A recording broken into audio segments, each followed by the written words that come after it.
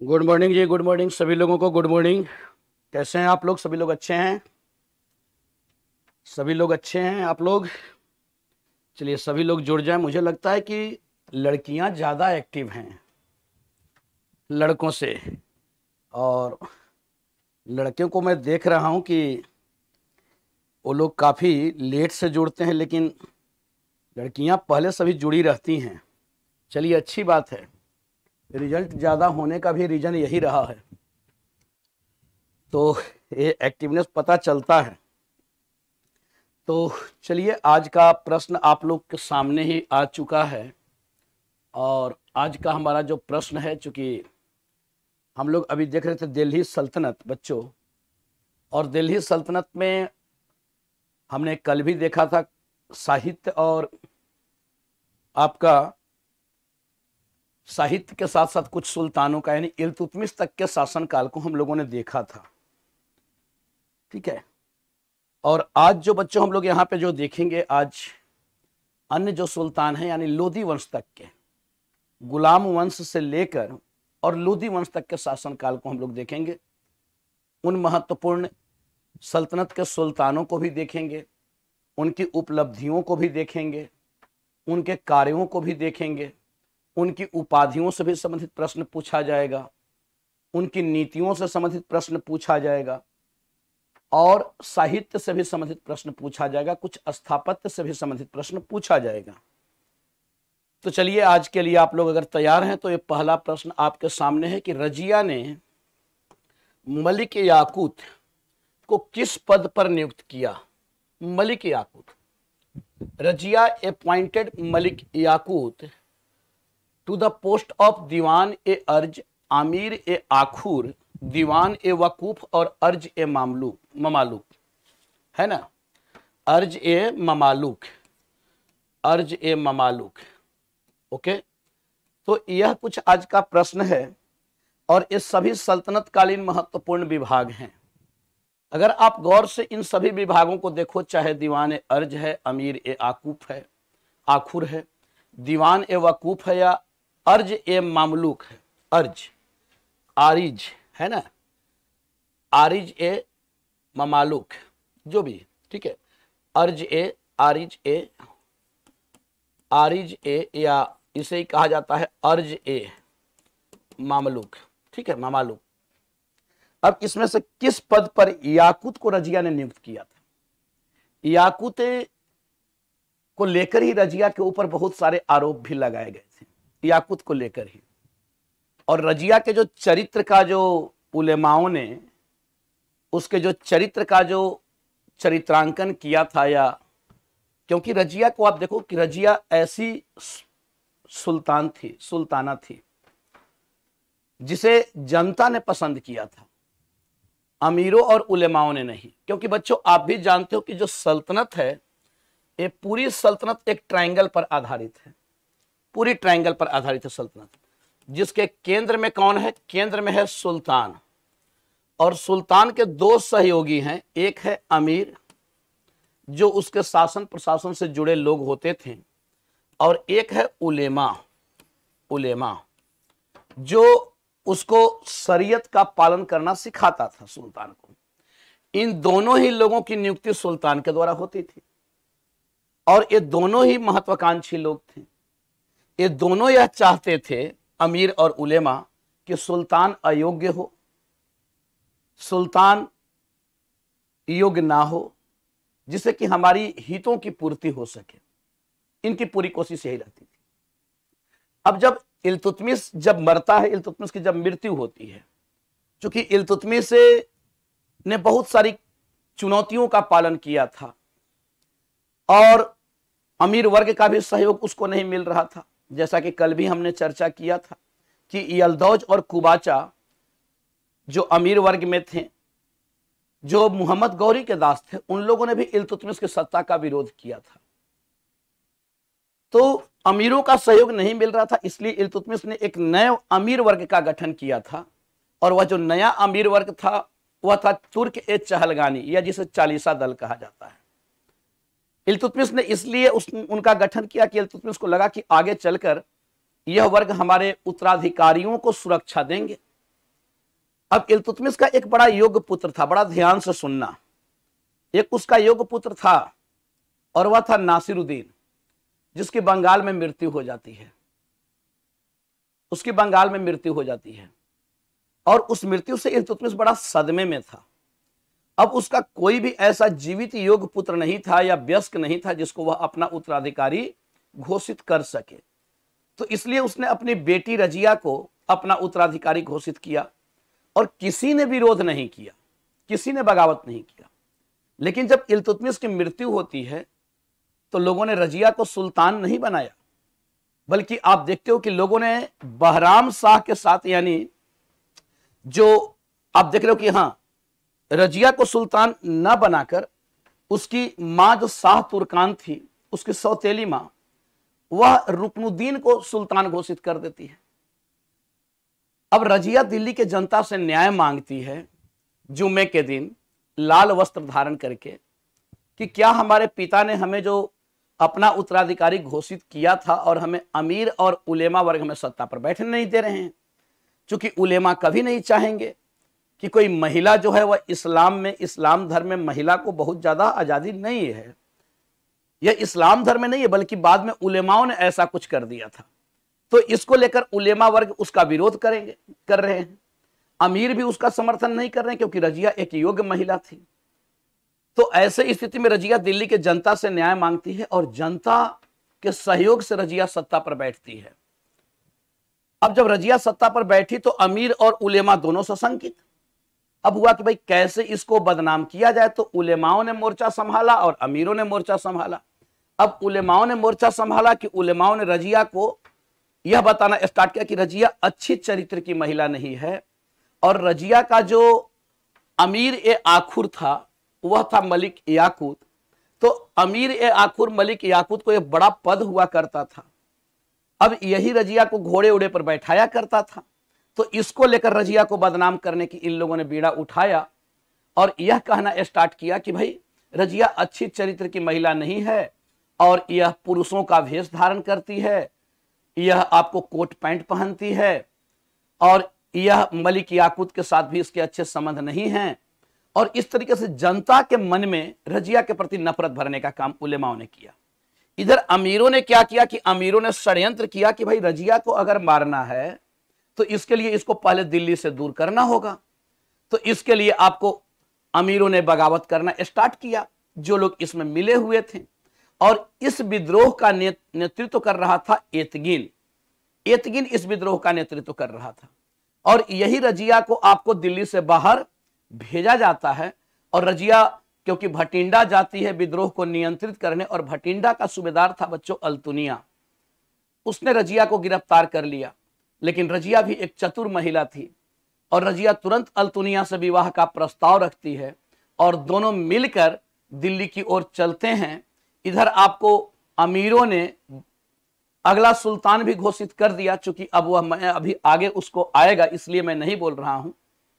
तो अमीरों ने अगला सुल्तान भी घोषित कर दिया और इस प्रकार से अल्तुनिया और रजिया दोनों विद्रोह में मारी जाती हैं। तो इसका सही आंसर जो बच्चों होगा, इसका सही आंसर होगा बी, क्योंकि याकूत जो है एक हबसी था, अफ्रीकी था और यही अमीर ए आखुर के पद पर नियुक्त किया गया था। और इसी के साथ रजिया के चरित्र को लेकर उसका बदनाम किया जा रहा था उलेमाओं के द्वारा कि मलिक याकूत और रजिया के अच्छे संबंध नहीं हैं। यह भी अमीर वर्ग में था। तो इसका सही आंसर बच्चों आप लोगों ने बिल्कुल सही बताया है, इसका सही आंसर बी होगा। चलिए नेक्स्ट आते हैं अगले प्रश्न की ओर। नायब ए ममालकात, अब यह भी एक पद है बच्चों, किसके द्वारा बनाया गया था? द पोस्ट ऑफ नायब ए ममालकात, बहुत इंपॉर्टेंट प्रश्न है। वाज क्रिएटेड बाय, किसके द्वारा बनाया गया था? बहराम शाह, रजिया सुल्तान, आराम शाह, इल्तुतमिश। अब इसको आप लोग बताएं, जल्दी से इसका आंसर आप लोग दें कि नायब ए ममालकात का पद किसके द्वारा बनाया गया था? किसके द्वारा बनाया गया था? तो जल्दी से आप लोग इस प्रश्न का उत्तर देंगे, क्योंकि यह एक महत्वपूर्ण पद है। कुछ ऐसे पद हैं सल्तनत में जो बहुत इंपॉर्टेंट हैं, उसी में से एक यह भी पद है। कुछ महत्वपूर्ण विभाग हैं जो सल्तनत में बहुत इंपॉर्टेंट हैं, जैसे दीवान ए अर्ज हो गया, दीवान ए वकूफ हो गया, दीवान ए अमीर कोही हो गया, दीवान ए मुस्तकराज हो गया। तो इस तरीके से ये कुछ महत्वपूर्ण विभाग हैं।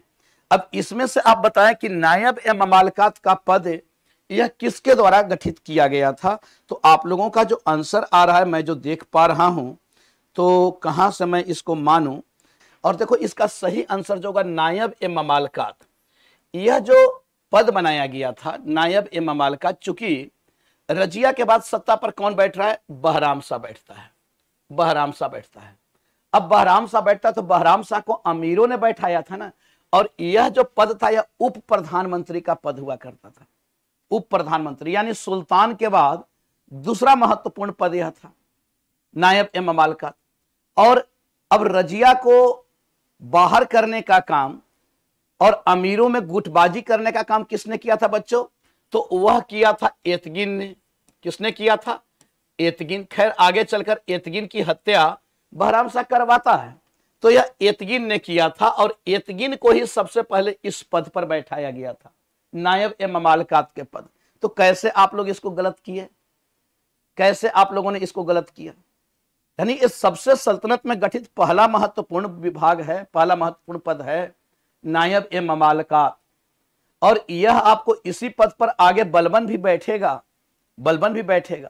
तो यह आप देखते हो कि नायब ए ममालकात, चूंकि एतगिन ही रजिया के विरुद्ध अमीरों का, वह विद्रोही अमीरों का नेतृत्व कर रहा था, और इसलिए चूंकि बहराम शाह को बैठाया गया था और एतगिन अब आपको उप प्रधानमंत्री के पद, सुल्तान के बाद दूसरे पद पर यह बैठता है। बाद में इसकी हत्या कर दी जाती है एतगिन की, बहराम शाह के कहने पे ही। तो इस प्रकार से इसका सही आंसर जो बच्चों होगा वह सही आंसर होगा ए।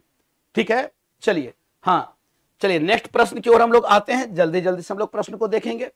दिल्ली सल्तनत के प्रशासन के संदर्भ में दीवान ए अर्ज। अब देखो, अगर मैं बता रहा हूं कि सल्तनत में जितना मैं करा दे रहा हूं बच्चों, अगर इतना प्रश्न आपने कर लिया ना तो एक भी प्रश्न सल्तनत का बचेगा नहीं आपका। मैं उन चुन चुन कर प्रश्न को यहां पे रखा हूं। अब दीवान ए अर्ज निम्नलिखित किस विभाग को संदर्भित करता है दिल्ली सल्तनत के प्रशासन के संदर्भ में। In the content of the administration of Delhi सल्तनत दीवान ए अर्ज refers to which of the following department, military department, उप सैन्य विभाग, उप शास्त्रीय विभाग, पत्रचार विभाग, वित्त विभाग, कौन से विभाग को आपको यह दीवान ए अर्ज किस पोस्ट को यह दर्शाता है। ठीक है, दिल्ली सल्तनत का सबसे खतरनाक शासन कौन, शासक कौन था, अभी वही बताऊं पहले, उसका आंसर अभी आएगा क्वेश्चन तब बताऊंगा। अब यहां पे आप देखो तो दिल्ली सल्तनत के प्रशासन में दीवान ए अर्ज, दीवान ए अर्ज। अब दीवान ए अर्ज यह कैसा विभाग था और किसने गठित किया था भाई दीवान ए अर्ज, यह आपको सैन्य विभाग था। और जब बलबन सत्ता पर बैठता है बच्चों, जब बलबन सत्ता पर बैठता है तो बलबन के समक्ष भी कम चुनौतियां नहीं थी, बहुत सारी चुनौतियां थी। सुल्तान के पद प्रतिष्ठा को स्थापित करना, दरबार की गरिमा को बहाल करना, इसके साथ साथ आपको मंगोल खतरा से निपटना, बंगाल विद्रोह का सामना करना, क्योंकि एक बार फिर बंगाल बगावत पर उतारू हो जाता है, तो बंगाल विद्रोह का सामना करना। इसके साथ साथ आप देखते हो तो बलबन के समक्ष राजपूत और मेओ की समस्या का समाधान करना, क्योंकि जो क्षेत्रीय लोग थे राजपूत लोग, वे लोग आपको जो दोआब के क्षेत्र के लोग थे वे लोग कर नहीं देते थे। और इसके साथ साथ जो मेव थे वे दिल्ली में आतंक मचाए हुए थे, लूटपाट किया कर, इतनी चुनौतियां थी बलबन के समक्ष। तो बलबन ने एक नया विभाग गठित किया। अभी तक सुल्तान की जो सेना थी वह इक्तादारों पर आश्रित थी, अब बलबन ने एक नया विभाग गठित किया और यही विभाग सैन्य विभाग दीवान ए अर्ज, यह सैन्य विभाग के नाम से जाना जाता है, जिसका गठन किसने किया था, यह आपको बलबन के द्वारा गठित, और बलबन सबसे प्रभावी सुल्तान माना जाता है बलबन। तो इस प्रकार से इसका सही आंसर बच्चों है ए। नेक्स्ट प्रश्न की ओर हम लोग आते हैं। अब देखो खिलजी राजवंश से संबंधित, क्योंकि खिलजी राजवंश जो है यह आपको 1290 से लेकर और 1320 ईस्वी तक यह खिलजी राजवंश रहेगा, जिसमें 1290 से लेकर बच्चों और 1296 तक यह जलालुद्दीन खिलजी, और 1296 से लेकर और 1316 ईस्वी तक अलाउद्दीन खिलजी, और इसके बाद मुबारक शाह खिलजी सत्ता पर आएगा। तो अब जो भी प्रश्न आपको पूछा जाएगा इन्हीं से रिलेटेड प्रश्न पूछा जाएगा। और यह पहला प्रश्न है आपके समक्ष कि जलालुद्दीन खिलजी ने किस अंतिम गुलाम वंश के शासक को उखाड़ फेंककर खिलजी वंश की स्थापना की? किस अंतिम गुलाम वंश को सत्ता से हटाया और Khilji, Jalaluddin Khilji established the Khilji dynasty by overthrowing the last slave dynasty rulers? Kai Khusro, कैकुवाद, कैकोस, बुगरा Khan. अब इसमें से सही आंसर कौन सा होगा? कौन सा इसमें से सही आंसर होगा? जल्दी से आप लोग इसका आंसर भी दें, ठीक है। चलिए जल्दी से आप लोग इसका आंसर बताएं। मुझे लगता है कि आप लोग की ओर से इसका बिल्कुल सही उत्तर आना चाहिए। और यह आप देखो कि जलालुद्दीन खिलजी ने किस अंतिम गुलाम वंश को, क्योंकि अंतिम जो गुलाम वंश का जो शासक है वह तो है ऐसे बलबन, और फिर बलबन के ही पुत्र वह आगे सत्ता पर बैठते हैं जो गुलाम वंश के ही माने जाते हैं।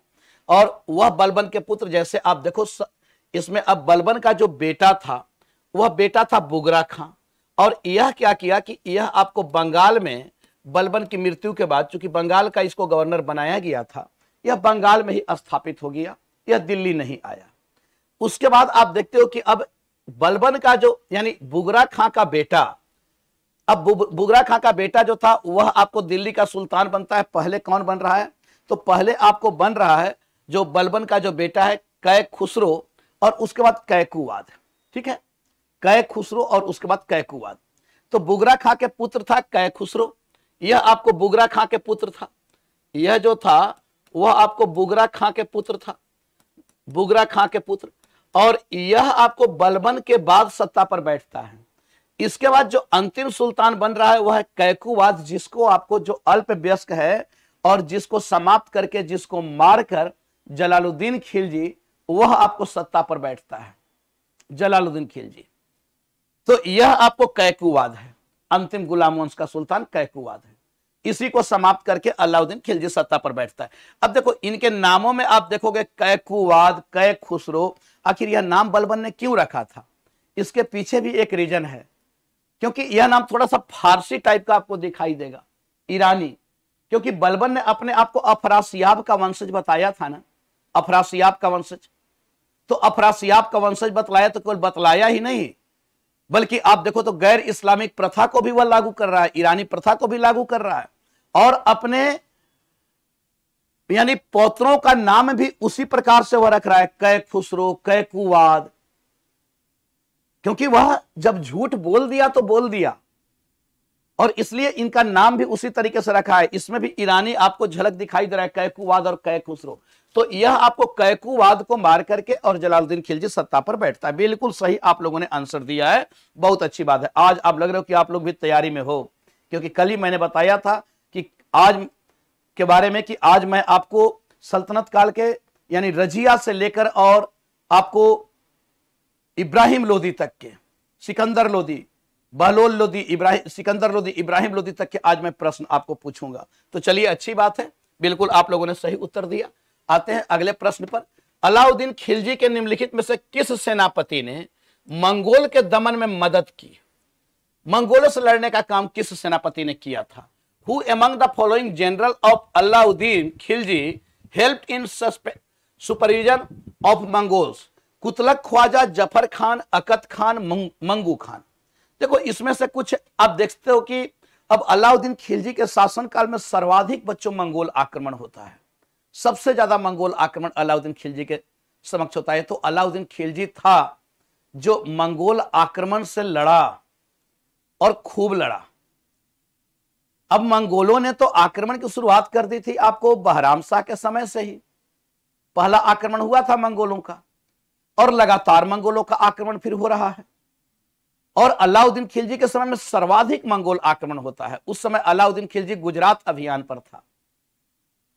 और यहां आप देखते हो कि अब अलाउद्दीन खिलजी के समय जो मंगोल आक्रमण हुआ तो एक इसने, इसका जो सेनापति, इसके 4 सेनापति थे, उसमें से एक सेनापति आपको मंगोलों से लड़ने के लिए ही जाना जाता था, मंगोलों से लड़ने के लिए जाना। बिल्कुल सही आप लोग जा रहे हो, और वह था जफर खान।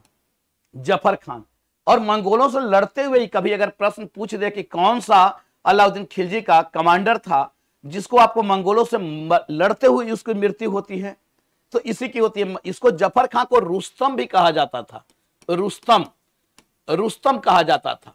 कुछ इतिहासकारों का तो यह भी कहना है कि अलाउद्दीन खिलजी ने ही इसकी हत्या करवाई थी, क्योंकि अलाउद्दीन खिलजी नहीं चाहता था कि कोई भी व्यक्ति इतना प्रभावी हो जाए कि आगे जाकर वह मुझे ही चुनौती दे दे, क्योंकि इस बात को लेकर अलाउद्दीन खिलजी थोड़ा भयभीत रहता था।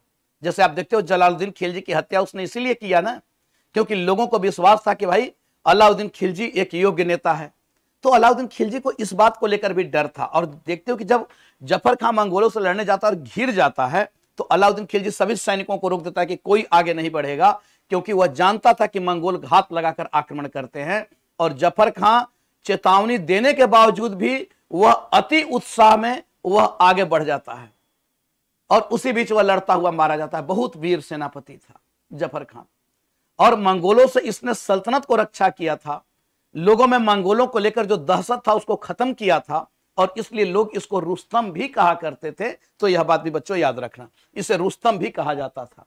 नेक्स्ट प्रश्न की ओर आते हैं हम लोग। अगला प्रश्न है, थोड़ा कॉन्सेप्चुअल है, ध्यान से सुनेंगे। निम्नलिखित सल्तनत पर मंगोल हमले अलाउद्दीन खिलजी के शासन काल के दौरान और मोहम्मद तुगलक के शासन के प्रारंभिक वर्षों में बढ़ गए। निम्नलिखित कथनों पर विचार करें। अलाउद्दीन खिलजी और मोहम्मद बिन तुगलक दोनों ने मंगोल हमले का मुकाबला करने के लिए एक बड़ी सेना खड़ी की। ठीक है, अलाउद्दीन ने अपने सैनिकों को वेतन नगद में देना चुना, जबकि मोहम्मद बिन तुगलक ने अपने सैनिकों को इक्ता के रूप में भुगतान किया। नीचे दिए गए कूटों में से सही विकल्प का चुनाव करें। कौन सा बच्चों सही है? अलाउद्दीन खिलजी और मोहम्मद बिन तुगलक दोनों ने मंगोल हमले का मुकाबला करने के लिए एक बड़ी सेना खड़ी की। दोनों ने एक बड़ी सेना खड़ी की, और अलाउद्दीन खिलजी ने अपने सैनिकों को नगद वेतन देना प्रारंभ किया, और मोहम्मद बिन तुगलक ने अपने सैनिकों को इक्ता के रूप में भुगतान करना प्रारंभ किया। नगद वेतन ना देकर वह भू क्षेत्र देना प्रारंभ किया, जो इसमें क्वेश्चन में आपको पूछा गया है। अब इसमें से सही ऑप्शन कौन सा है बच्चों? मैं चाहता हूं कि इसका आंसर आप लोग की ओर से सही आए, और यह कॉन्सेप्चुअल प्रश्न है, थोड़ा ध्यान पूर्वक आप लोग इसे देखें, और नहीं तो थोड़ी सावधानी हटी और प्रश्न का उत्तर आप गलत दे जाओगे। मैं बार बार कह रहा हूं, थोड़ी सावधानी हटी और प्रश्न का उत्तर आप गलत दे जाओगे। तो इसमें से सही आंसर क्या है? आप लोगों की ओर से ए बी सी सभी आ गया, केवल डी नहीं आया है। मैं चाहता हूं कि कोई बच्चा आप में से डी भी दे दे, जिससे कि मुझे भी थोड़ा संतुष्टि मिले, क्योंकि जब तीनों ऑप्शन आ गया है तो डी क्यों नहीं आया। अब चलो देखो यहां पे, क्योंकि मंगोल आक्रमण यह प्रारंभ हुआ था। मंगोल आक्रमण कब? यह सल्तनत में प्रारंभ होता है बहराम शाह के शासनकाल के साथ ही। ठीक है, पहला मंगोल आक्रमण होता है। उसके बाद हम लोग देखते हैं कि आगे निरंतर मंगोल आक्रमण बना रहा। बलबन ने भी मंगोलों से लड़ने के लिए उत्तर पश्चिमी सीमा क्षेत्र में उसने भी आपको किले को मजबूत किया था, और मंगोलों से लड़ते हुए बलबन का बेटा वह मारा जाता है उत्तर पश्चिमी क्षेत्र में। और उसके बाद बलबन इतना दुखी होता है, बलबन का बेटा मोहम्मद वह मारा जाता है। बलबन इतना दुखी होता है कि उसके कुछ ही दिनों के बाद उसको पैरालिसिस मार देता है और उसकी मृत्यु हो जाती है। उसके बाद आप देखते हो कि जब खिलजी शासन काल में सर्वाधिक मंगोल आक्रमण होता है अलाउद्दीन खिलजी के शासन काल में। अच्छा, अलाउद्दीन खिलजी ने मंगोलों को खूब चुनौती भी दिया, और इसने एक बड़ी सेना का तो गठन किया ही था, और यह सल्तनत का पहला सुल्तान था बच्चों जो सैनिकों को नगद वेतन दिया करता था। देखो अब यहां पे देख लो कि अलाउद्दीन खिलजी और मोहम्मद बिन तुगलक दोनों ने मंगोलों का मुकाबला करने के लिए एक बड़ी सेना गठन किया था। अलाउद्दीन खिलजी ने जिस प्रकार से सैनिकों का गठन किया, आगे चलकर मोहम्मद बिन तुगलक ने भी एक बड़ी सेना का गठन किया था, क्योंकि उसके समय भी प्रारंभिक फेज में मंगोल आक्रमण होता है। आगे चलकर फिर मंगोल आक्रमण नहीं होता है, तभी तो वह दक्षिण की ओर जाता है, क्योंकि जितना मंगोलों को एनर्जी लगाना था उतना अलाउद्दीन खिलजी के समय लगा लिए, और उसके बाद मध्य एशिया में फिर राजनीतिक परिवर्तन हो जाता है। अब मंगोल प्रभावशाली नहीं रह जाते हैं। तो पहला स्टेटमेंट बच्चों बिल्कुल सही है।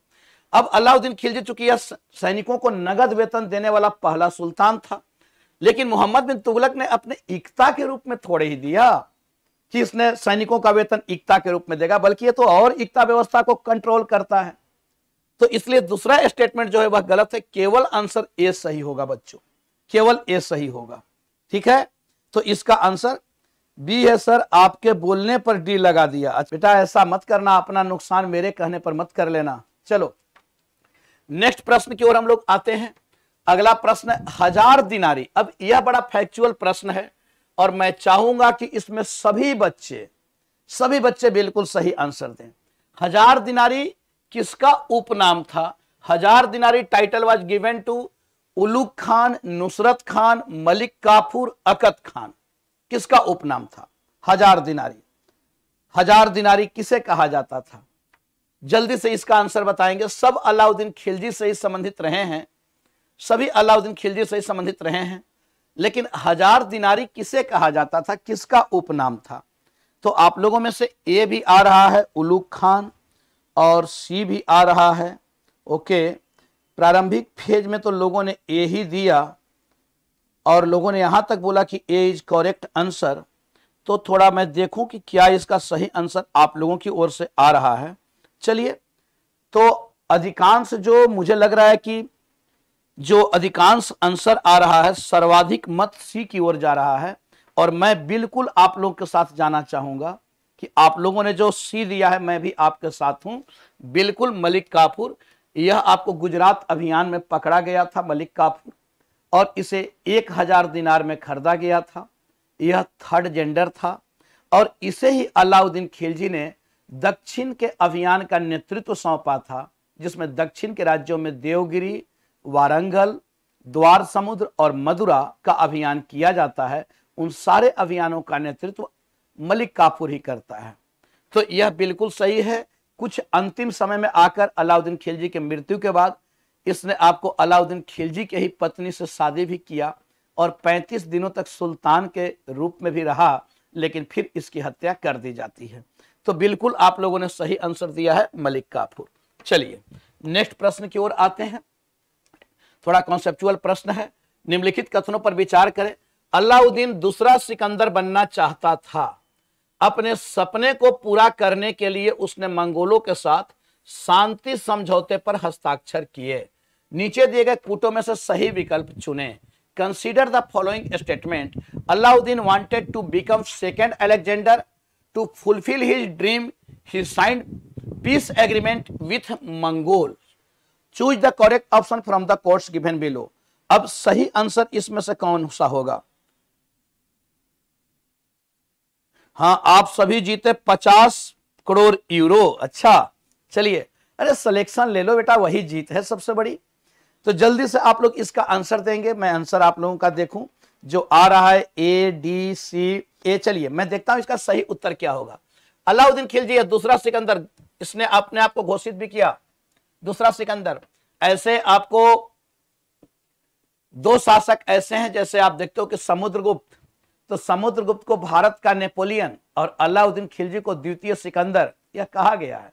इसने अपने आप को घोषित किया था, लेकिन चूंकि यह इस तरीके से प्रभावी आदमी था, इस तरीके से रूढ़ी था कि कोई भी इसके बातों को काटता नहीं था। इसका एक मित्र था जो दिल्ली का कोतवाल भी बनता है, अलाउल मुल्क। वह कहता है कि भाई देखो सिकंदर बनना, लेकिन पहले भारत तो जीत लो, अभी तो भारत के क्षेत्र बचे हुए हैं। और विश्व अभियान की आप बात कर रहे हो, ये बोल रहा है कि हमारे पास 4 सेनापति हैं और जिस तरीके से पैगंबर के 4 उत्तराधिकारी थे, वैसे ही हमारे पास भी 4 सेनापति हैं। तो यह विश्व अभियान पर निकलना चाहता था। इसने अपने आप को द्वितीय सिकंदर भी घोषित किया था। तो यह तो सही है। अपने सपने को पूरा करने के लिए आपको लग रहा है कि यह इस शांति समझौता करने वाला सुल्तान है, बल्कि शांति समझौता मंगोलों के साथ, देखो मंगोलों के साथ कूटनीति और युद्ध नीति बनाने वाला सुल्तान था बलबन। वह मंगोलों के साथ दूतों का भी आदान प्रदान किया था। आगे चलकर फिर मोहम्मद बिन तुगलक ने भी, कहा जाता है कि इसने भी मंगोलों के साथ शांति समझौता स्थापित करने की कोशिश किया था और यहां तक कहा जाता है कि इसने तो मंगोल आक्रमण को पैसा देकर वापस भी कर दिया था। लेकिन अलाउद्दीन खिलजी से आप यह उम्मीद लगाएं कि यह इसने पूरी तरीके से जफर खां को नियुक्त कर रखा है और यह मंगोलों के साथ कोई शांति समझौता करेगा। वो बोला आओ आओ, जहां तक आना है आ जाओ। तो इस प्रकार से यह आपको स्टेटमेंट है गलत। बिल्कुल बच्चों, इसमें से सही आंसर जो होगा वह सही आंसर ए होगा। A will be the correct option. ठीक है, बिल्कुल आप लोगों ने सही किया है, ए इसका सही उत्तर है। चलिए नेक्स्ट प्रश्न की ओर बच्चों आते हैं। अलाउद्दीन खिलजी की बाजार नियंत्रण नीति के संबंध में निम्नलिखित कथनों पर विचार करें। बहुत ही अच्छा प्रश्न है। बाजार नियंत्रण नीति, market control policy.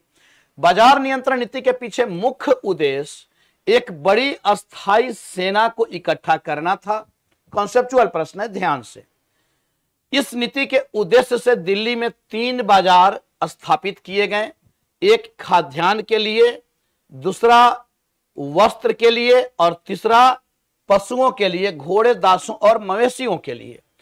Consider the following statement with respect to the market control policy of Alauddin Khilji.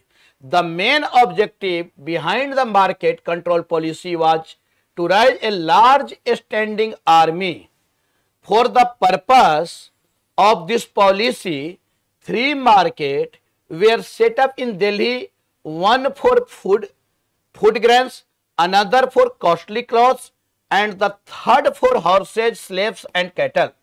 Choose the correct option from the quotes given below.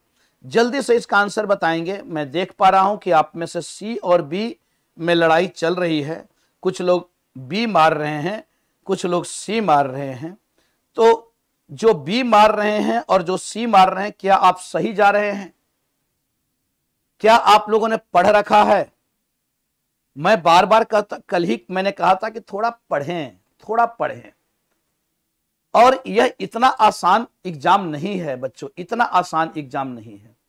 अब आप देखो, अलाउद्दीन खिलजी के सबसे इंपॉर्टेंट ऐसे प्रश्न तो गलत होना ही नहीं चाहिए, कभी गलत नहीं होना चाहिए, कभी भी नहीं होना चाहिए। इतनी इंपॉर्टेंट चीजें और आप गलत कर दो और फिर हिस्ट्री को बदनाम करो, यह तो होना ही नहीं चाहिए। अब आप देखो तो बाजार नियंत्रण नीति के पीछे मुख्य उद्देश्य क्या था? यह बिल्कुल सही है। आखिर वह क्यों मार्केट को कंट्रोल करना चाहा? क्योंकि उसके पास एक बड़ी संख्या में सैनिक थे अलाउद्दीन खिलजी के पास, और यह सल्तनत का पहला सुल्तान था जो सैनिकों को कैश पेमेंट दिया करता था, नगद वेतन देता था। अब अगर नगद वेतन दिया जा रहा है तो बिना महंगाई पे अगर कंट्रोल ना किया गया तो फिर वेतन में वृद्धि करनी होगी, और वेतन में वृद्धि किया जाएगा तो भाई राजकोष पर असर पड़ेगा, क्योंकि आय का स्रोत तो सीमित है। ऐसा तो है नहीं कि बहुत ज्यादा आय का स्रोत आपके पास है, आय का स्रोत तो सीमित है। तो इसलिए अलाउद्दीन खिलजी ने सोचा कि अगर महंगाई को हमने कंट्रोल कर लिया तो सैनिकों को वेतन में भी वृद्धि नहीं करना होगा, और अगर हमने मार्केट को कंट्रोल नहीं किया तो महंगाई के साथ साथ सैनिकों के वेतन भी बढ़ाने पड़ेंगे, और अगर मैंने वेतन नहीं बढ़ाया तो फिर सेना में असंतोष होगा और फिर वह सैनिक बगावत करेंगे।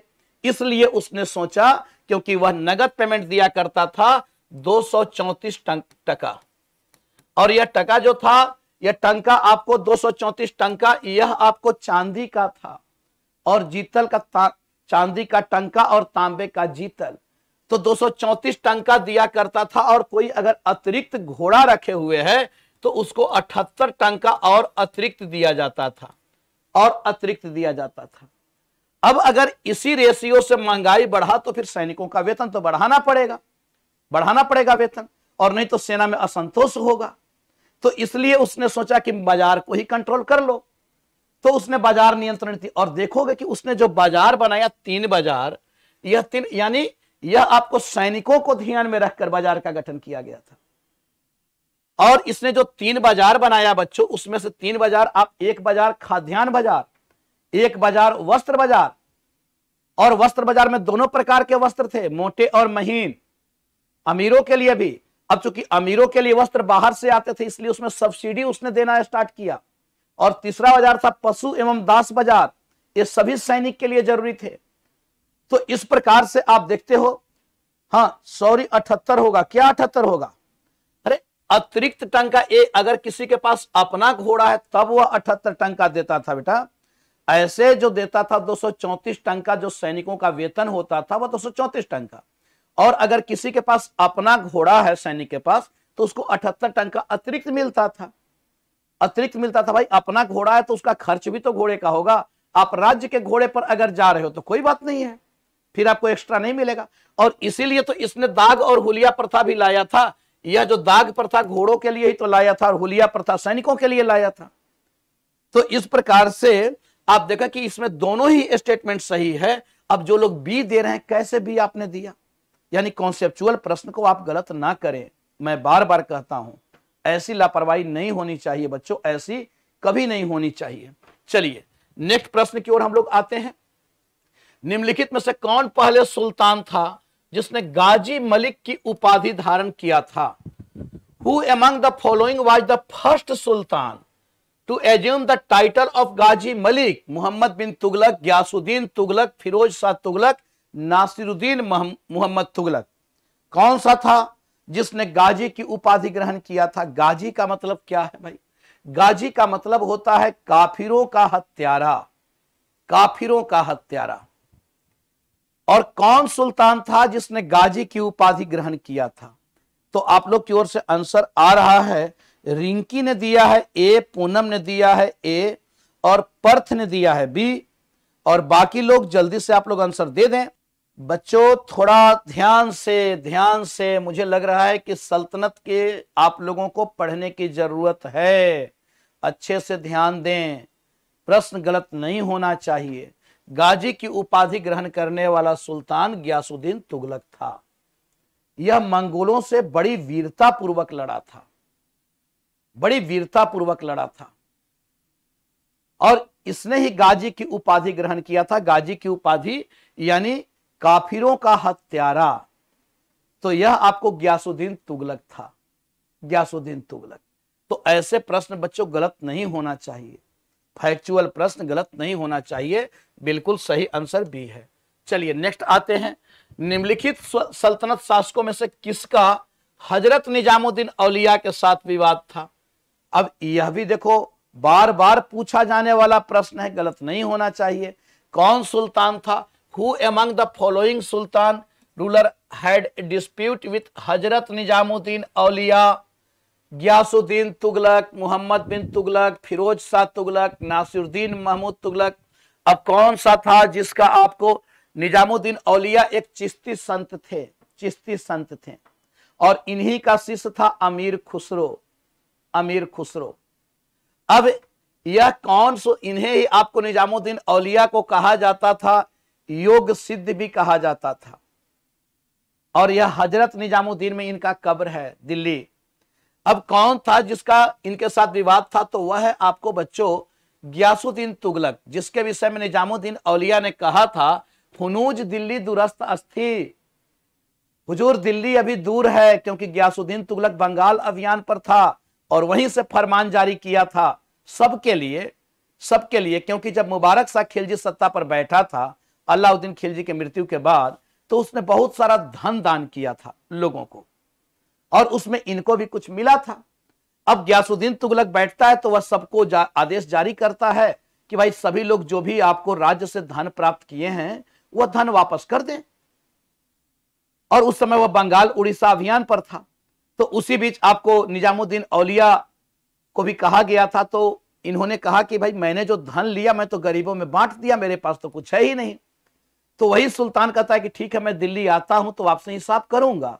तो इन्होंने कहा कि हुनूज दिल्ली दुरस्त, हुजूर अभी दिल्ली दूर है, आप कहां उधर हो। और कहीं ना कहीं इनकी बात सही हो गई।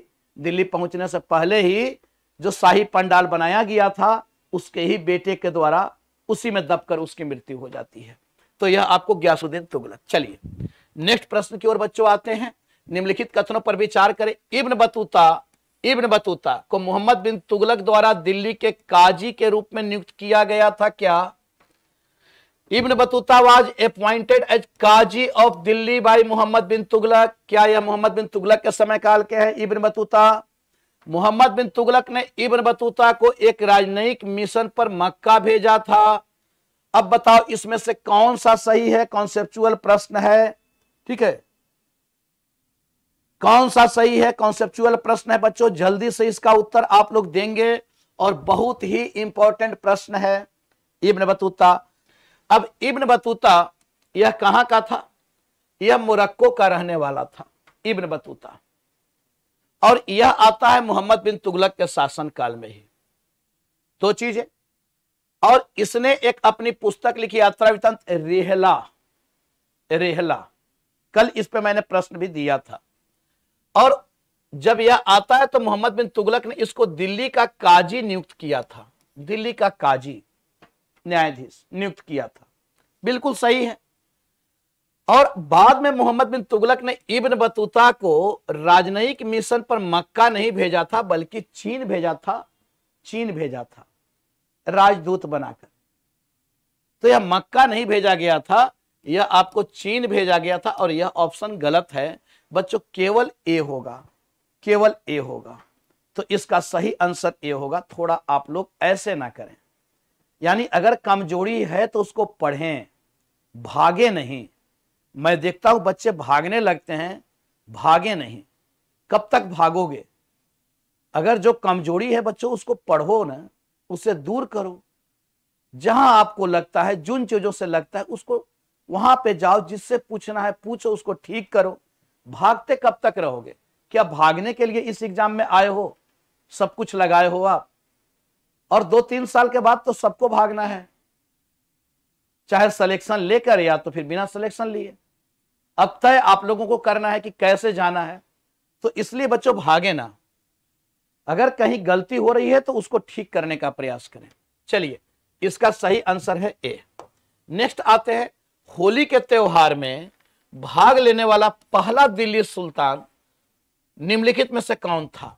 Who among the following was the first Delhi Sultan to participate in the festival of Holi? हिंदुओं के पर्व त्योहार में भाग लेने वाला दिल्ली का सुल्तान कौन था जो हिंदुओं के पर्व त्योहार में भाग लिया करता था? वह पहला सुल्तान कौन था बच्चों? जल्दी से बताएंगे इसका आंसर, जल्दी से बताएंगे। नहीं, भागने का मतलब कि भाई आपको क्वेश्चन अगर गलती हो रहा है तो उसको ठीक। भागने का मतलब यहां से भागना नहीं, भागने का मतलब कि भाई आप इन चीजों को पढ़ें, अगर कहीं गलतियां हो रही हैं तो उसको ठीक करें। यह है भागने का मतलब। यह भागने का मतलब नहीं कि आप यहां पे क्वेश्चन ना करें, आप करें या ना करें। मैं ये थोड़ा ही कह रहा हूं कि आप इस पे ही क्वेश्चन करें। भागने का मतलब है कि आप अगर कोई चीज कमी है, कमजोरी है, तो उसको दूर करने का प्रयास करें।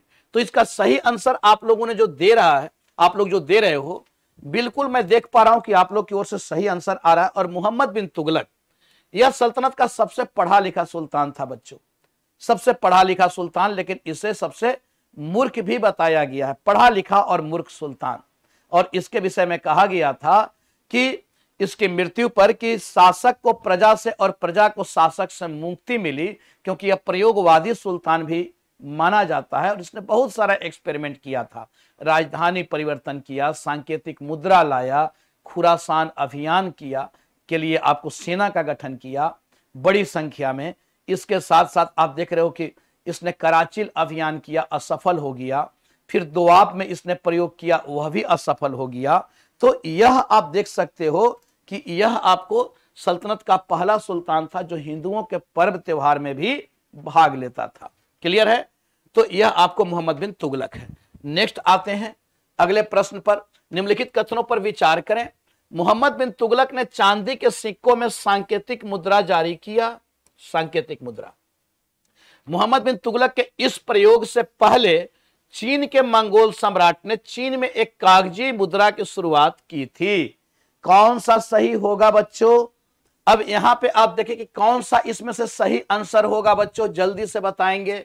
मोहम्मद बिन तुगलक ने चांदी के में आपको सांकेतिक मुद्रा को जारी किया, और इसके पहले सांकेतिक मुद्रा चीन में जारी हो चुका था कागजी नोट के रूप में। जो दो ऑप्शन आपको दिया गया है कि चीन में एक कागजी मुद्रा की शुरुआत इसके पहले हो चुकी थी, कौन सा इसमें से सही है? ठीक है, अरे छोड़ो बदकिस्मत शासक, कहां उलझे हुए हो, आंसर दो भाई। चलिए अब जल्दी से आप लोग इसका आंसर दें। मुझे लगता है कि आप लोग इसका आंसर सही दे पाएंगे, लेकिन मुझे दुख हो रहा है कि कुछ बच्चे इसका आंसर फिर भी गलत दे रहे हैं।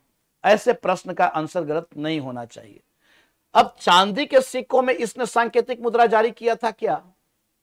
बल्कि चांदी की तो शॉर्टेज पड़ चुकी थी बच्चों, और चांदी के जगह इसने किसमें जारी किया सांकेतिक मुद्रा? क्या वह चांदी का था? क्या वह चांदी का था? जो इसने सांकेतिक मुद्रा, बल्कि तांबे का था ना, इसने तो तांबे का सांकेतिक मुद्रा जारी किया, चांदी का तो नहीं। चांदी के बदले में, क्योंकि चांदी का विश्व स्तर पर शॉर्टेज हो रहा था, चांदी एक महंगी धातु थी और जो धात्विक मूल था वह अधिक हो गया था मौद्रिक मूल से, क्योंकि मुद्रा के दो मूल होते हैं, एक धात्विक मूल और एक मौद्रिक मूल। तो चांदी वह अधिक महंगा था जितना कि उसका वैल्यू था मुद्रा के रूप में, इसलिए उसके जगह इसने सांकेतिक मुद्रा लाया, तांबे का सिक्का चलाया और मिश्र धातु का।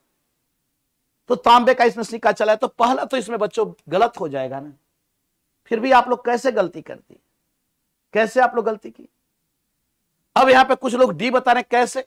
अब इसके पहले आपको चीन में कागजी मुद्रा की तो शुरुआत हो ही चुकी थी, कागजी मुद्रा की तो शुरुआत हो ही चुकी थी। अब यह आपको सही है, यानी केवल दो सही है। ऐसे प्रश्न गलत नहीं होने चाहिए, नहीं होने चाहिए। मैं बार बार कहता हूं कि ऐसे प्रश्न आपका गलत नहीं होना चाहिए। चलिए नेक्स्ट प्रश्न की ओर आते हैं। निम्नलिखित कथनों पर विचार करें। फिरोज शाह तुगलक ने किसानों को दिए गए तकावी ऋण को जारी रखा। जियाउद्दीन बर्नी को सार्वजनिक राजस्व के मोटे अनुमान को तैयार करने का काम दिया गया था। मोटे तौर पर, यानी जियाउद्दीन बर्नी को राजस्व को मोटे तौर पर एक अनुमानित आधार पर उसे राजस्व को तैयार करने का काम दिया गया था। थोड़ा सा इसमें सेंटेंस में वो है, जियाउद्दीन बर्नी को आपको अनुमानित तौर पर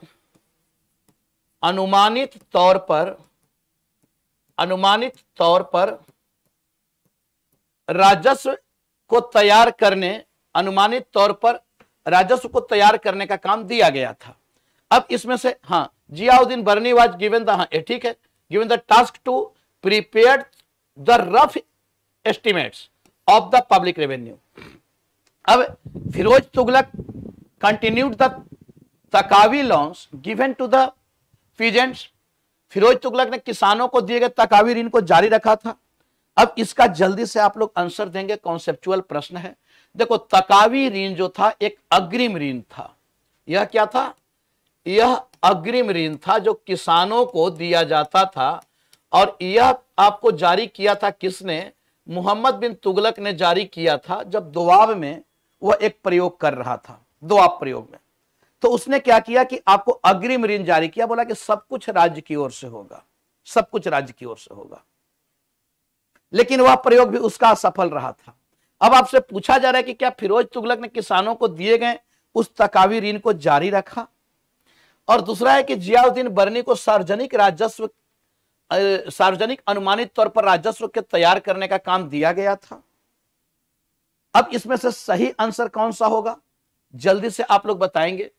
तो यहां आप देखो, तो यह तो बिल्कुल सही है कि फिरोज शाह तुगलक ने जो तकावी ऋण जारी किया था, जिन लोगों को दिया गया था, जब यह सत्ता पर बैठता है तो चूंकि यह तुष्टीकरण की नीति अपनाता है, क्योंकि मोहम्मद बिन तुगलक की नीतियों से सभी वर्ग असंतुष्ट थे, और इसलिए इसने जब तुष्टीकरण की नीति अपनाया तो इसने किसानों को भी खुश करने की कोशिश किया और बोला कि भाई जो ऋण का रजिस्टर है उसको नष्ट कर दो, नष्ट कर दो। तो किसानों को दिए तकावी ऋण को इसने जारी रखा क्या? ऋण को जारी रखा क्या? ऋण दिया क्या इसने ऋण देने का काम नहीं किया ना बच्चों। क्या इसने ऋण दिया?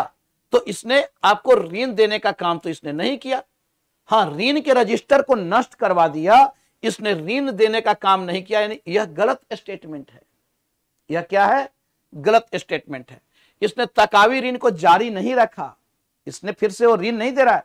हाँ, उस ऋण के रजिस्टर को नष्ट करवा दिया, बोला कि जो लोग लिए हैं मैं उनसे नहीं लूंगा, जाओ, मैं भी भूल गया। अगर आप भूल गए लेकर तो मैं भी नहीं लेने वाला हूं आपसे, मैं उस रजिस्टर को ही नष्ट करवा दे रहा हूं। तो जारी तो कंटिन्यू तो नहीं रखा, यानी पहला स्टेटमेंट हो गया गलत। जियाउद्दीन बर्नी के सार्वजनिक अनुमानित तौर पर राजस्व को तैयार करने का काम किसने दिया था? यानी पूछा जा रहा है कि फिरोज शाह तुगलक के विषय में कि क्या उसने जियाउद्दीन बर्नी को राजस्व को तैयार करने का काम दिया था? यह भी जियाउद्दीन बर्नी को नहीं दिया था, बल्कि राजस्व तैयार करने का काम दिया था, बहुत इंपॉर्टेंट है, ख्वाजा हिसामुद्दीन। किसे दिया गया था?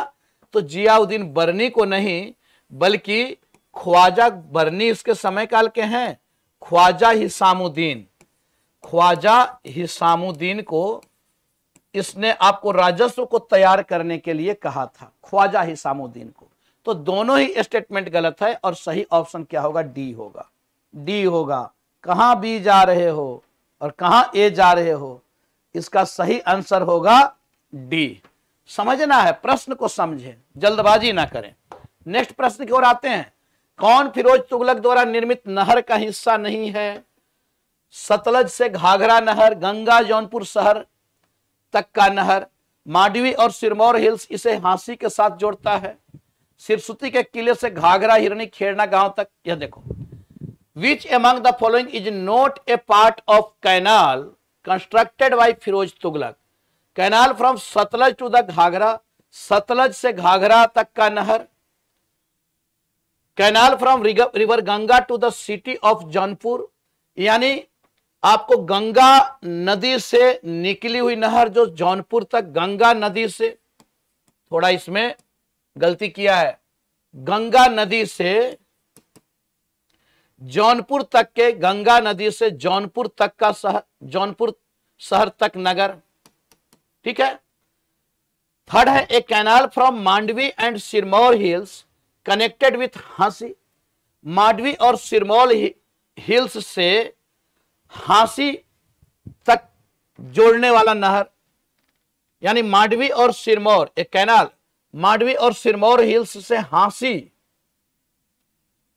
को जोड़ने वाला नहर, जोड़ने वाला नहर।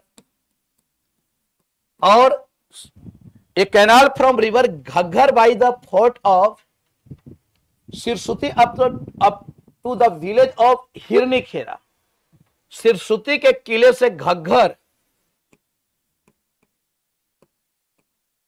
सिरसुती के किले से घग्गर तक के हिरनी खेड़ा गांव तक के नहर, घग्गर नदी से निकलने वाला हिरनी खेड़ा गांव तक नहर। अब यह आपको है, चलो इसमें तो थोड़ा क्वेश्चन को ही उस तरीके से मैंने दिया जैसा वैसा उसने किया नहीं। ठीक है। अब कौन फिरोज तुगलक द्वारा निर्मित नहर का हिस्सा नहीं है? देखो, नहर निर्माता के रूप में जो जाना जाता है, नहर निर्माता के रूप में जो सुल्तान जाना जाता है, किसे कहा जा रहा है? नहर निर्माता। यह बच्चों कहा जा रहा है गियासुद्दीन तुगलक को, गियासुद्दीन तुगलक को। ठीक है, गियासुद्दीन तुगलक को, यह आपको गियासुद्दीन तुगलक को कहा जा रहा है नहर निर्माता। अब इसमें आप देखो कि उसके बाद जब फिरोज शाह तुगलक सत्ता पर बैठता है तो वह बहुत सारे, चूंकि उसने दासों को भी, प्रश्न को सुन लो, खैर छोड़ो, इसमें आप आंसर दो या ना दो, मैं समझा दे रहा हूं, चूंकि यह हिंदी के लिए थोड़ा इसका ठीक नहीं है तो इसलिए मैं इसको समझा दे रहा हूं आप लोगों को। ठीक है, चलिए कोई बात नहीं। अब आप देखो तो नहर निर्माता कौन है? गियासुद्दीन तुगलक है। दूसरी चीज आप देखें तो आगे चलकर फिरोज शाह तुगलक ने बड़े पैमाने पर नगरों का भी निर्माण करवाया था और नहरों का भी निर्माण करवाया था, और उसने कुछ नई नहरें निकलवाई थी, विशेषकर आपको गंगा नदी से, गंगा नदी से, अब वह और यमुना नदी से भी, और जो हरियाणा का जो क्षेत्र था, पंजाब का जो क्षेत्र था, उसमें उसने बहुत सारे नहर निकलवाया था। अब आप देखते हो यहां पे कि उसने पहला जो नहर निकाला है वो सतलज से आपको Ghaggar, canal from Sutlej to the Ghaggar, तो यह आपको पहला नहर उसने निर्मित करवाया था, सतलज से घग्गर नदी तक का। और दूसरा नहर जो गंगा नदी से नहीं निकाला गया था, बल्कि यह आपको निकाला गया था यमुना नदी से, जौनपुर शहर तक के एक नहर को निर्मित किया गया था, एक नहर निर्मित किया गया था, यह यमुना नदी से निर्मित किया गया था। तो यह इसमें यमुना नदी से निर्मित किया गया था, यानी ये मुझे ये है गलत। अच्छा, मांडवी और सिरमौर हिल्स से हांसी तक के जोड़ने वाला, यह उसका तीसरा नहर था। पहला नहर यह निकलवाया, दूसरा नहर इसने यमुना नदी से, तीसरा नहर इसने निकलवाया, और चौथा नहर उसने फिर एक निकलवाया था जो सिरसुती के किले से हिरनी खेड़ा गांव तक आपको घग्गर नदी से निकलकर जाने वाली नहर थी। तो यह चौथा नहर इसने निकलवाया। तो बहुत सारे नहरों का निर्माण इसने करवाया था, बहुत सारे नहरों का निर्माण करवाया था। ठीक है, हाँ, तो बहुत सारे नहरों का निर्माण इसने करवाया था। तो इसलिए बच्चों यह आपको सही, इसमें यह गलत है, क्योंकि जौनपुर शहर तक जो नहर निकाला गया था, वह जौनपुर शहर तक का जो नहर निकाला गया वह गंगा नदी से नहीं बल्कि यमुना नदी से निकाला गया था, इसलिए यह गलत है। चलिए इस क्वेश्चन को ही मैं हटा दे रहा हूं, इस क्वेश्चन को आप लोग भी काउंट मत करना। दिल्ली का पहला सुल्तान कौन था जिसने हक ए सर्व या सिंचाई कर लगाया था? कौन था दिल्ली का पहला सुल्तान? अरे कहां आप लोग इसमें जा रहे हो भाई? कौन मेरे बारे में बोलता है, क्या बोलता है? यही करने आए हो यहां सुबह सुबह?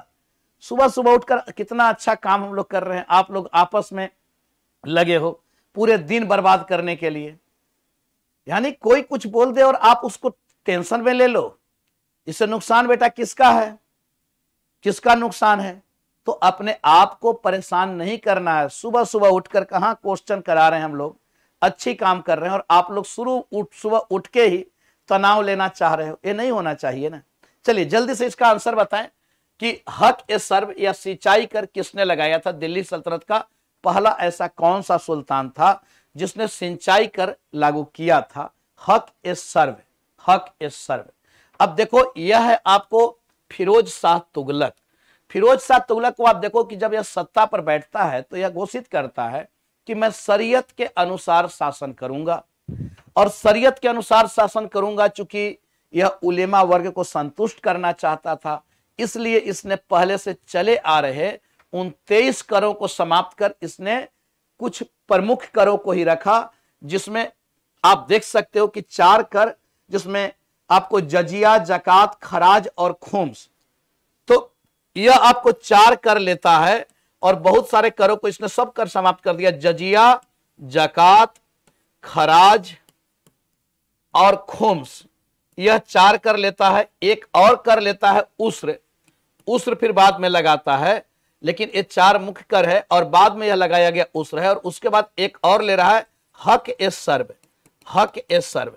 यह आपको सिंचाई पर लिया जाने वाला कर था, क्योंकि बहुत सारा नहर निर्मित किया तो हक तो बनता था, बहुत सारा नहर निर्मित किया तो हक तो बनता था कि सिंचाई से कर ले। तो इसलिए इसका सही उत्तर होगा फिरोज शाह तुगलक। चलिए नेक्स्ट प्रश्न की ओर बच्चों हम लोग आते हैं जल्दी से। जौनपुर शहर की स्थापना किसने की है? तो बहुत आसान सा प्रश्न है, इसको तो सभी लोगों को सही करना चाहिए कि जौनपुर शहर की स्थापना किसने की। तो जौनपुर शहर की स्थापना बिल्कुल फैक्चुअल सा प्रश्न है, जल्दी से आप लोग बताएंगे कि जौनपुर शहर की स्थापना किसने की, जल्दी से बताएंगे। तो बच्चों इसका जो सही आंसर है जौनपुर शहर, यह आपको किसके द्वारा? तो यह आपको जौना खां की याद में फिरोज शाह तुगलक के द्वारा जौनपुर शहर जो निर्मित किया गया था, यह मोहम्मद बिन तुगलक का ही नाम था। क्या? जौना खां। तो जौना खां की याद में जौनपुर शहर को निर्मित किया था। फिरोज शाह तुगलक नगर निर्माता भी है, नगर निर्माता भी जाना जाता है, जिसमें बहुत सारे नगरों का हिसार फिरोजा, फतेहाबाद, फिरोजाबाद, फिरोज शाह कोटला, जौनपुर, इन सारे नगरों को निर्मित करने का काम फिरोज शाह तुगलक ने किया था। तो कैसे आप लोग अभी भी बी बता रहे हो? कुछ बच्चे, नहीं होना चाहिए ऐसी गलतियां। तो यह आपको फिरोज शाह तुगलक है। चलिए बच्चों नेक्स्ट प्रश्न की ओर आते हैं। निम्नलिखित में से किस राजवंश ने तैमूर के आक्रमण के बाद भारत पर शासन किया?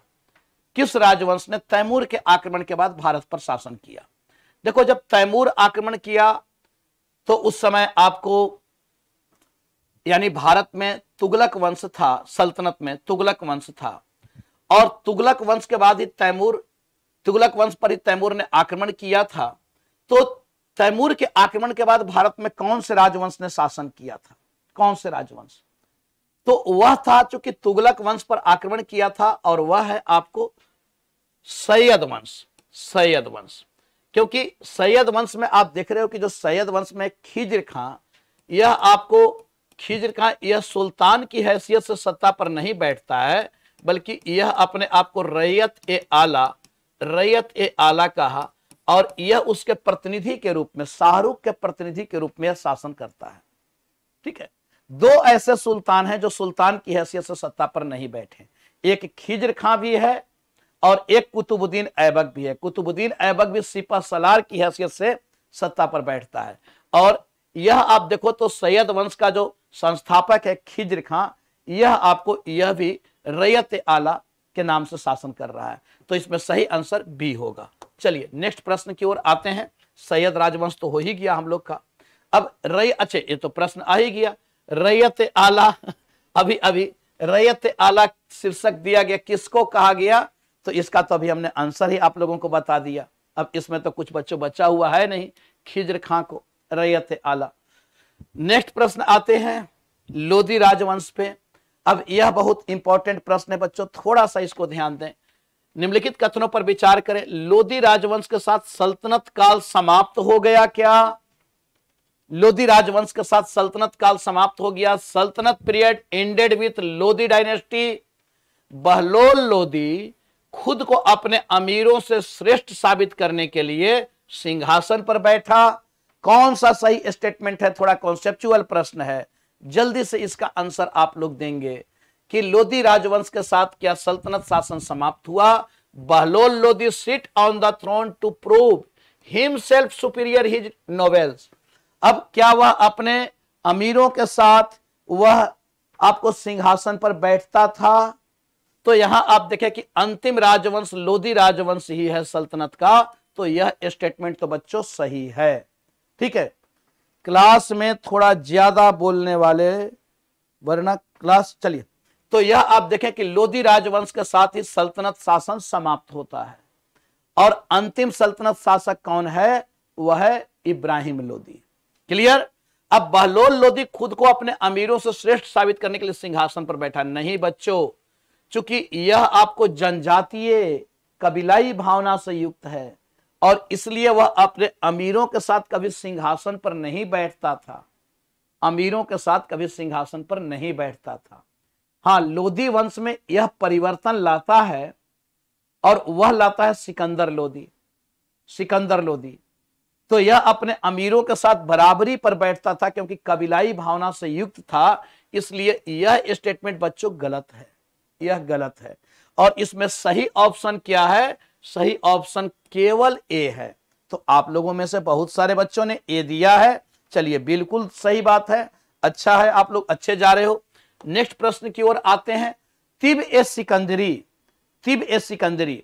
अब तिब ए सिकंदरी क्या है भाई? सिकंदर लोदी की आत्मकथा, लोदी वंश का इतिहास, प्रशासन का नियम या चिकित्सा पर काम। तिब ए सिकंदरी यह आपको सिकंदर लोदी की लिखित पुस्तक है। सिकंदर लोदी ने दो महत्वपूर्ण पुस्तकों की, सिकंदर लोदी खुद विद्वान व्यक्ति भी था। एक उसने लिखा था लज्जत ए सिकंदर शाही। लज्जत ए सिकंदर शाही, लज्जत ए सिकंदर शाही, एक उसकी यह भी पुस्तक है लज्जत ए सिकंदर शाही। और दूसरा उसकी पुस्तक है आपको तिब ए सिकंदरी। तिब ए सिकंदरी। अब यह आपको सिकंदर लोदी की क्या आत्मकथा है या लोदी वंश का इतिहास है, प्रशासन। जैसे यह जो पुस्तक है यह स्थापत्य शास्त्र पर लिखा गया पुस्तक था और तिब ए सिकंदरी यह आयुर्वेद पर लिखा गया पुस्तक था, चिकित्सा पर लिखा गया पुस्तक था। बिल्कुल सही आप लोग दिए हो आंसर, बिल्कुल सही बच्चों, गुड, बहुत अच्छे, बहुत अच्छा बात। चलिए नेक्स्ट लास्ट प्रश्न, आज के सेशन का लास्ट प्रश्न है।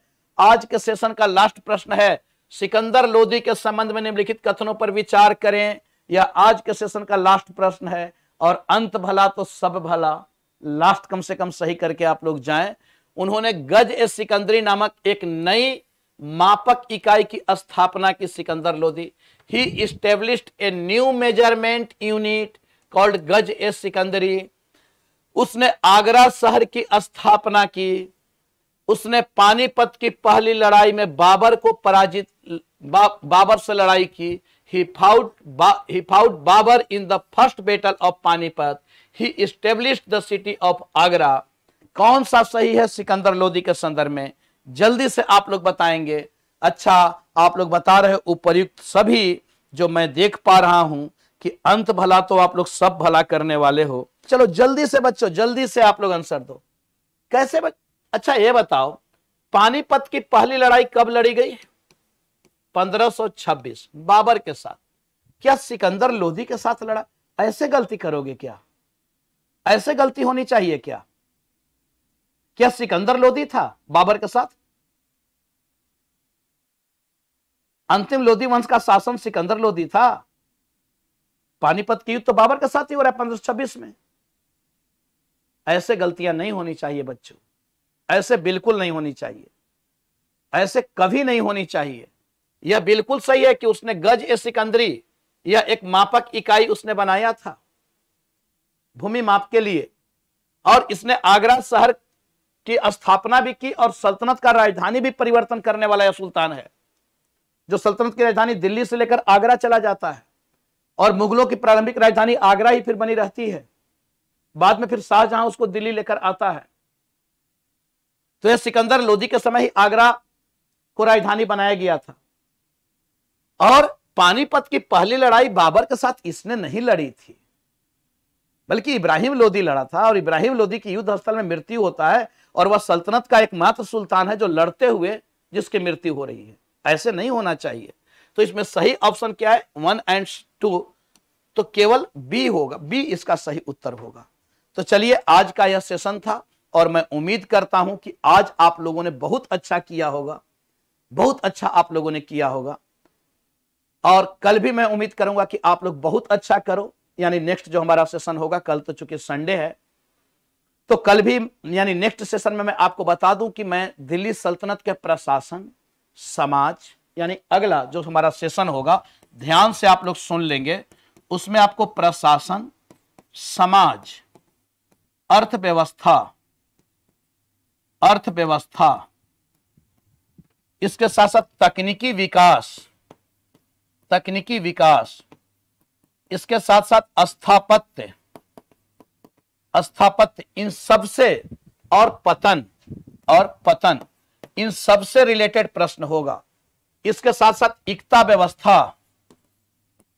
व्यवस्था, इन सबसे रिलेटेड प्रश्न होगा बच्चों। तो अगले क्लास के लिए आप लोग जो तैयारी करोगे ये करोगे। और एक चीज और मैं बार बार नहीं कहूंगा, अभी मैंने कुछ प्रीलिम्स का क्लास स्टार्ट किया है पीटी स्पेशल के लिए, और वह 1 बजे से मैं लेता हूं। जिन बच्चों को भी अगर लगता है कि उन्हें कुछ फायदा हो, बल्कि एक आध वीडियो देख ले पहले, अगर लगता है कि फायदा हो तो बिल्कुल जुड़ेंगे 1 बजे से 3 बजे। और वह वीडियो लंबे टाइम तक नहीं रहेगा, वो वीडियो 15 दिन 10 दिन के बाद समाप्त हो जाएगा। तो इसलिए कभी यह मत सोचना कि वो वीडियो पड़ा रहेगा, बाद में हम देख लेंगे। तो चलिए, बहुत बहुत धन्यवाद, थैंक यू सभी लोगों को। मिलते हैं अगले सेशन के साथ, ठीक है। और जो प्री स्पेशल क्लास है वो कंटिन्यू चलेगा, ठीक है। मात्र 17 दिन का हमने हिस्ट्री का किया है, बाकी और अन्य सब्जेक्ट भी चल रहा है, जैसे 6 से 8 उसमें ज्योग्राफी का चल रहा है। फिर हिस्ट्री के बाद फिर इकोनॉमिक्स का स्टार्ट होगा, फिर पॉलिटी एक तरफ चलेगा। यानी 2 बैचें चल रही हैं, एक मॉर्निंग एक इवनिंग। तो चलिए, उसमें आप लोग जुड़े। बहुत बहुत धन्यवाद, थैंक यू सभी को।